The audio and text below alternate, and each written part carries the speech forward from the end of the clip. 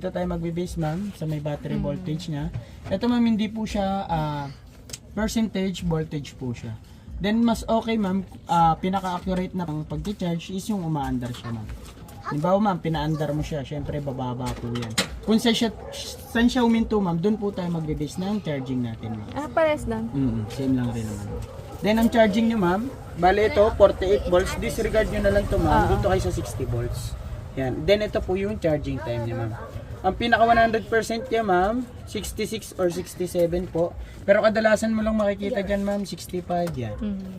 Then ang lobat niya naman ma'am, 0 volts or 52. Yan. Then ang pinakasagad na charging ma'am, 10 hours na po. Pero ang advisable lang natin ma'am, 7 to 9 hours na charging. Mas okay kung gabi pa rin natin siya i-charge. Tapos lagyan na lang natin ng timer ma'am. Then, ayun nga ma'am, gaya nga ng sabi ko, pag umandar na siya, kung saan siya tumigil ma'am, ano ba, from 65, nagsi-63, yun, doon tayo magbe-base ma'am ng oras ng charging natin. Locate lang ulit natin dito ma'am, halimbawa yan, around 75 to 80% pa siya ma'am. Kung i-charge mo naman siya, 4.5 hours to 5 hours naman po. Baga kung ano po yung lumabas dyan na voltage, hanapin nyo lang po siya dito, tapos ito po yung charging time niya. May initial charging ba? Ito ma'am, since naka-factory charge to ma'am, mas okay kung ano, kahit ilobate natin. Para Tapos, syempre, parang cellphone ma'am, tsaka natin siya i-full charge ng sagad. Yan. Tapos, i-charge ko siya ng 10 hours? O dito? Dito ka pa rin magbabase ma'am, kung saan ka dyan pa tumigil. din. Opo.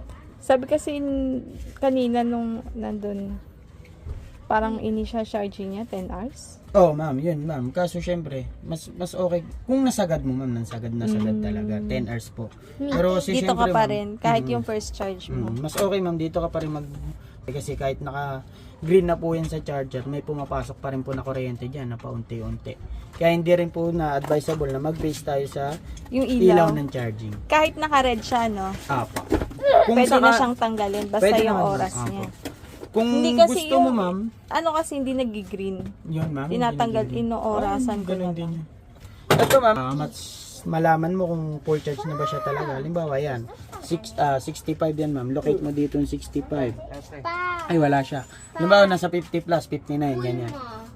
Yan, 59. Around 6.5 hours. Kung mag-extend ka ma'am, kahit a half hour hanggang 1 hour, pwede naman. Para mas sumiksik po yung ano niya, yung charging niya. Kasi yan ma'am, hindi naman po minsan accurate yan. Mas maganda, may pasobra ka rin naman ng konti. Huwag lang talagang sobra. Huwag ka nang lalagpas ng 3 hours ka nang sumobra sa pinaka dito. Ilan po? Mga Kahit mga 1 half hour to